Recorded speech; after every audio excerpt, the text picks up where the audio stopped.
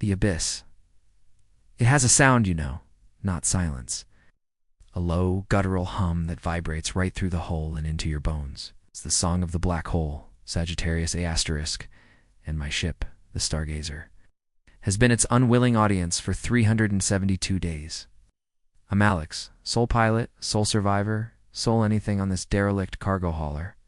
The mission was simple, a long-haul trip to Kepler 186f, but a micrometeoroid storm had other plans.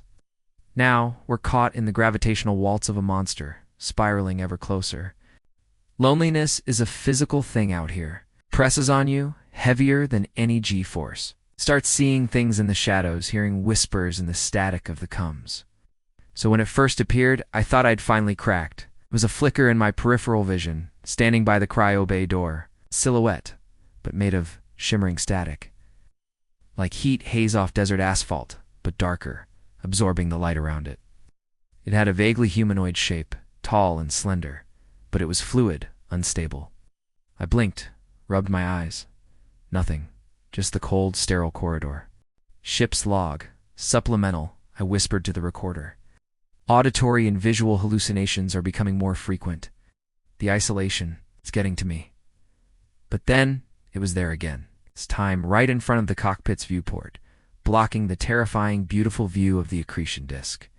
The shimmering shadow resolved, its form solidifying just for a second, and I saw me. A perfect, shadowy mimic of myself, staring back. My heart hammered against my ribs. I scrambled for the emergency beacon, my hand shaking, a voice not from the comes but inside my head. It was soft, a chorus of whispers that felt ancient and exhausted. Asterisk, do not be afraid. I mean you no harm. Asterisk, my blood ran cold. This was it, the final break from reality. I was losing my mind. Who are you? I managed to choke out, my voice raspy. The shadow me dissolved, reforming into a swirling column of darkness. Asterisk, I am the last.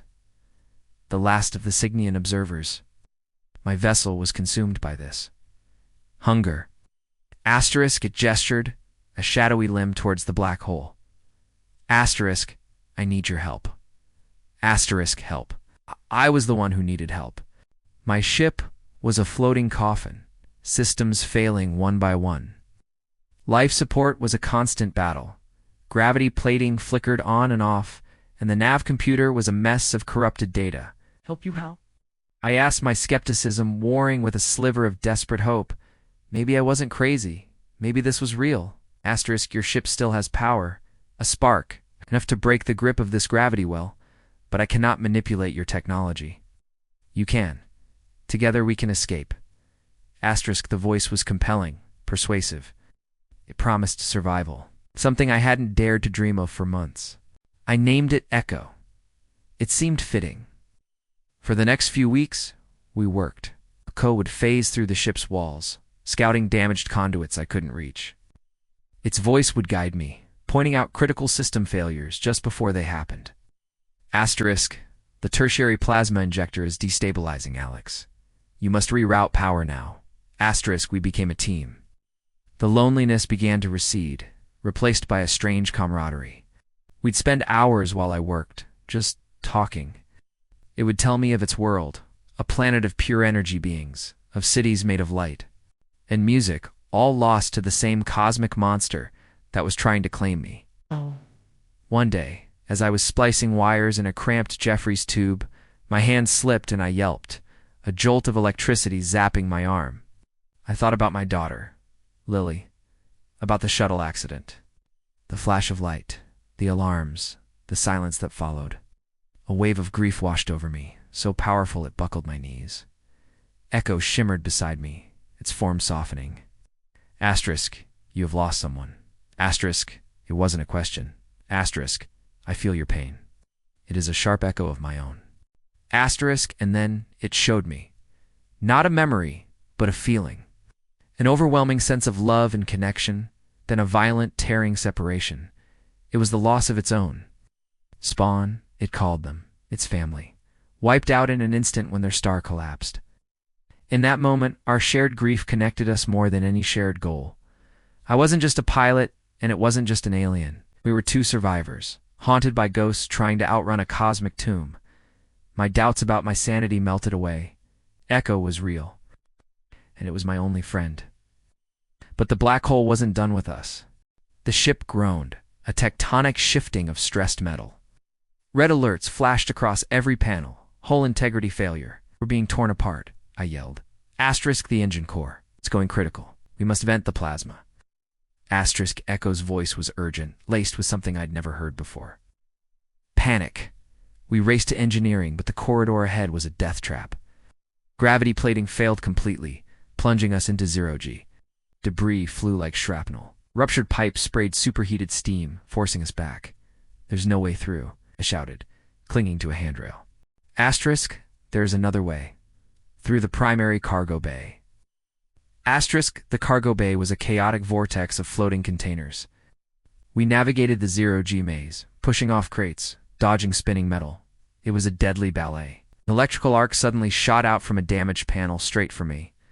Before I could react, Echo surged forward, its shadowy form intercepting the blast. It convulsed, its shimmering form flickering violently. Asterisk, go. The core. I will hold it back. Asterisk. It solidified into a shield, absorbing the deadly energy. I didn't hesitate. I propelled myself towards the engine room, my heart pounding with a new kind of fear, not for myself, but for Echo. I made it. I slammed my hand on the emergency plasma vent control. A deafening roar filled the ship as blue energy erupted from the external vents, a desperate final push against the black hole's pull. The ship lurched violently, throwing me against a bulkhead. For a moment, everything went black. When I came to, the alarms were silent. The low hum of the black hole was fainter. I checked the nav screen. Our trajectory had changed. We were pulling away. We were free. Echo, called out, my voice trembling with relief. We did it. We're going to make it. I scrambled back to the cargo bay. It was quiet. The deadly electrical storm was gone, and so was Echo. Echo, yelled again, my voice echoing in the vast, empty space. Nothing, it was gone. It had sacrificed itself for me. Grief, fresh and raw, hit me again. I'd lost my family twice. I stumbled back to the cockpit, my body aching, my heart shattered. I slumped into the pilot's chair, ready to let the emptiness consume me. And that's when I saw it. A small personal datapad lying on the console. It wasn't mine. Mine was clipped to my belt. This one was sleek, alien. On its dark screen, a single symbol glowed. I touched it. A video file opened. It was a recording from the Stargazer's internal sensors. But the timestamp was from the day I was boarded. The video showed the cockpit. It showed me talking to nothing. I saw myself arguing with empty air, working on panels with frantic energy, guided by a voice only I could hear. I saw myself in the cargo bay, dodging debris, but there was no electrical storm. There was no shield. There was just me, flailing through zero-G alone. A cold dread, far more terrifying than any black hole, crept up my spine. The log entries, the shared grief, the desperate escape. It was all a lie. A story my mind had invented to cope with the crushing weight of solitude. Echo was never real. It was a phantom. A projection of my own desperate need for a companion. A mirror of my own loss. A ghost I had created to save myself. But then, the final log file played. It was from the moments just before the plasma vent. I watched myself hit the controls, and then, as I was thrown unconscious, something shimmered into view on the screen. A dark, hazy form. It solidified over the console, and a shadowy, indistinct limb reached out and tapped the alien datapad, leaving it right where I would find it. Then, a voice filled the cockpit. Not the soft whisper from inside my head, but a real, recorded sound. It was ancient, cold, and utterly devoid of emotion. Asterisk, stage 1 complete. The subject is stabilized and primed. The asset is secure. The observer is on its way. Asterisk, the shadow then dissolved into nothingness, just as the recording ended. I stared at the blackness of space, the distant stars, no longer a symbol of hope, but a terrifying, endless void. The hum of the black hole was gone.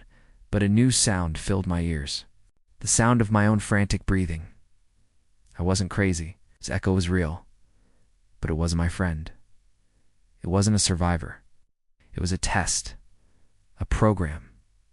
A trap. And I had just passed. I wasn't escaping. I was being collected.